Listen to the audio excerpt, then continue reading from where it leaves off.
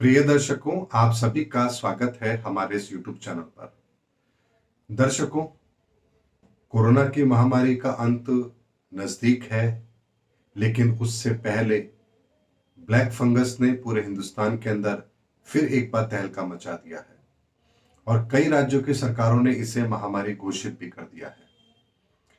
बहुत से दर्शक परेशान भी हैं, चिंतित है इस चीज को लेकर के और जानना चाहते हैं कि आखिर ये नई जो घटना हमारे सामने आई है ब्लैक फंगस को लेकर के, आखिर इससे हमें मुक्ति कब मिलेगी। दर्शकों, यदि एस्ट्रोलॉजिकल में आपसे बात करूं तो यहां पर 31 मई तक ग्रहों की परिस्थिति वैसी ही है, उसमें कोई विशेष सुधार देखने को यहां पर नहीं मिल रहा है। यानी कि चुनौतियां अभी 31 मई तक रहेंगी। ये बात मैं बहुत पहले से कहता आ रहा हूं। ऐसे में यहां पर मई के एंड तक हमें कुछ ना कुछ नई चुनौतियां भी यहां पर मिलती रहेगी, लेकिन जैसे ही 1 जून का समय आएगा, मंगल अपना राशि परिवर्तन करेंगे, यहां पर आपको बहुत तेजी से चीजें सामान्य होती हुई नजर आएंगी। लेकिन दर्शकों, ब्लैक फंगस के बारे में मैं आपको एक बात यहां पर जरूर कहना चाहूंगा। हालांकि ये बात कोई प्रमाणित तो नहीं है, लेकिन फिर भी हमें इस पर विचार जरूर करना चाहिए। ब्लैक फंगस जैसी बीमारी पूरे विश्व के अंदर कहीं पर भी नहीं देखी गई है, लेकिन इस कोरोना कालखंड के अंदर हिंदुस्तान के अंदर ये ब्लैक फंगस वाली बीमारी देखी गई है। और आप लोग, यदि बहुत से दर्शक हमारे जानते होंगे तो उन्हें पता होगा कि ये बीमारी क्या है। जैसे आप लोगों ने देखा होगा कि ब्रेड होती है, उसको यदि थोड़े समय तक रख दिया जाए मॉइस्चर के अंदर तो उसमें फंगस लग जाती है। ये ठीक उसी तरह की बीमारी है।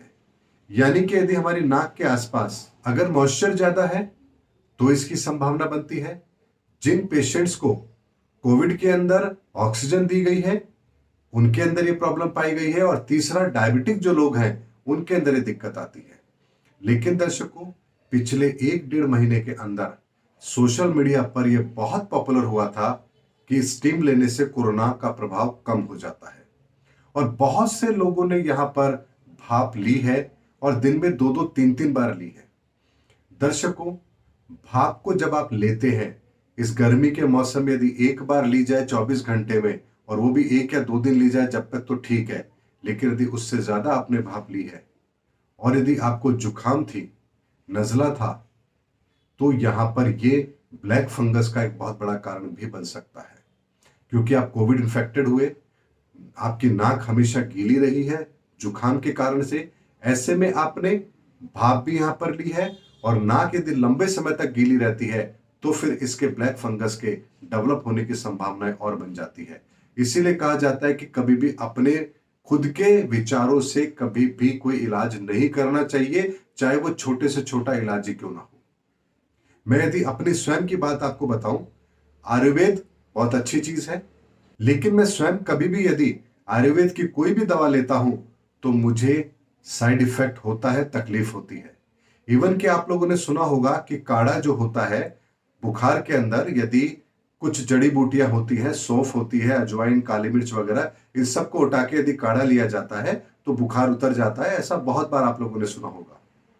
आज से 25 साल पहले किसी के कहने पर मैंने वो काढ़ा लिया था, मेरे टॉन्सिल हो गए थे और उसके बाद में मुझे कई दिनों तक एलोपैथिक की दवाई लेकर के अपने आप को ठीक करना पड़ा था। आज भी यही बात है कि मैं यदि च्यवनप्राश भी खाता हूं तो मुझे यहां पर मेरे पेट के अंदर गर्मी बढ़ जाती है और मुझे उससे प्रॉब्लम होती है। दर्शकों, आयुर्वेद अच्छी चीज है, लेकिन जरूरी नहीं है कि हर किसी को आयुर्वेद सूट करता हो।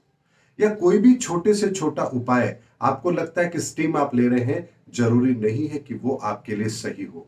ऐसे में जब तक कोई डॉक्टर से परामर्श लेकर के आप ऑथेंटिक तरीके से वो काम नहीं करते हैं, तब तक उसके साइड इफेक्ट होने की संभावना भी यहां पर जरूर बनती है। और केवल हिंदुस्तान में ही ये ब्लैक फंगस का होना अपने आप में चिंता बढ़ाता है कि हम लोग अपने सिरे से खुद अपने डॉक्टर बनकर उपाय करते हैं। इसीलिए हमारे सामने कई विचित्र तरह की परेशानियां भी फिर आती है, क्योंकि कोरोना एक ऐसी बीमारी है जो पहली बार हम लोगों के सामने आई है और उसके क्या क्या इफेक्ट्स होंगे हमें अभी तक नहीं पता। ऐसे में हमारा अपना किया गया खुद का घरेलू उपचार भी कई बार हमें संकट में डाल सकता है। मैंने दर्शकों को पहले ही आपको कहा है कि ये ऑथेंटिक बात नहीं है, लेकिन अगर आप इसकी केस स्टडी करेंगे, जिन लोगों के भी घरों में ब्लैक फंगस की शिकायत रही है, वो यदि नोटिस करेंगे कि क्या उन्होंने बिना डॉक्टरी सलाह के कोविड में भाप ली है या किसी भी तरह से उनके नोजल यहां पर यदि गीले रहे हैं, तो वो सबसे पहले यहां पर शिकार बने हैं। दर्शकों, ये तो एक जनरल बात हो गई है, लेकिन दर्शकों मैं यहां पर आपको बताता हूं कि 31 मई के बाद से यहां पर पूरे हिंदुस्तान के अंदर ब्लैक फंगस के केस भी यहां पर कम होंगे, कोरोना के केस भी यहां पर कम होंगे। इसलिए निश्चिंत रहिए, किसी भी तरह से आपको चिंतित और भयभीत होने की आवश्यकता नहीं है। बहुत जल्दी हम इस परिस्थिति से भी अपने आप को बाहर निकाल लेंगे। लेकिन मेरा आप सबसे हाथ जोड़ के निवेदन है कि बिना डॉक्टरी परामर्श के किसी भी तरह का कोई उपचार आप ना करें। बहुत से लोग हैं जो अपने घर के अंदर ही ऑक्सीजन सिलेंडर लेकर आ गए हैं, पेशेंट्स को ऑक्सीजन अपने स्तर पर दे रहे हैं। आप ये नहीं जानते हैं कि किस पेशेंट को कितनी मात्रा में किस तरह से ऑक्सीजन दी जानी चाहिए।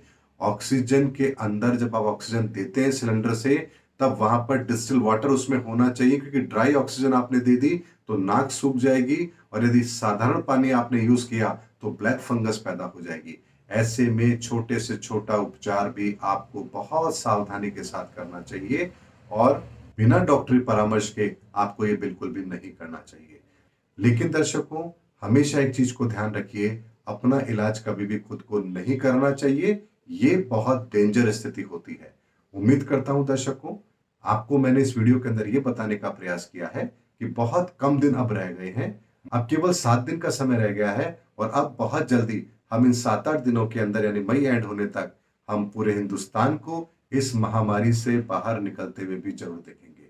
उम्मीद करता हूं दर्शकों, मेरा वीडियो आपको जरूर पसंद आया होगा। अगले वीडियो में आपसे फिर मुलाकात होगी, तब तक हमारे चैनल पर बने रहिए। जय हिंद, जय भारत।